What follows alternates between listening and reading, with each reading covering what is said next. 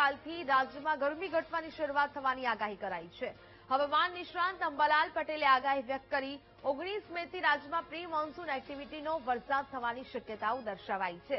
દક્ષિણ ગુજરાત અને દક્ષિણ સૌરાષ્ટ્રના કેટલાક ભાગોમાં વરસાદ થશે। કેરળમના કાંઠે સત્તાવાર ચોમાસું 24 થી 25 મીના રોજ બેસે તેવી શક્યતા છે। અરબ સાગર અને બંગાળની ખાડીમાં સિસ્ટમ સક્રિય થતા વહેલું ચોમાસું આવવાની સંભાવના છે।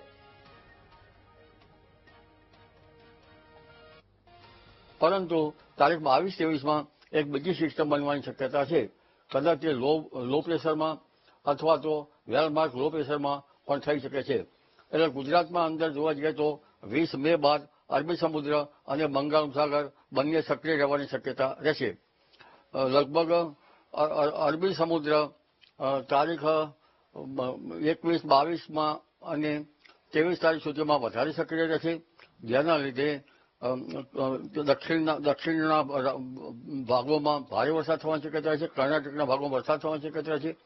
કદાચ મુંબઈ અને મહારાષ્ટ્રના વિદર્ભના ભાગોમાં વરસાદ થવાની શક્યતા રહે। દક્ષિણ ગુજરાતના ભાગોમાં પણ વરસાદ થવાની શક્યતા રહે અને દક્ષિણ સૌરાષ્ટ્રના ભાગોમાં વરસાદ થવાની શક્યતા રહે। એટલે પ્રી મોન્સૂન એક્ટિવિટી ધીરે ધીરે હવે વધતી જશે।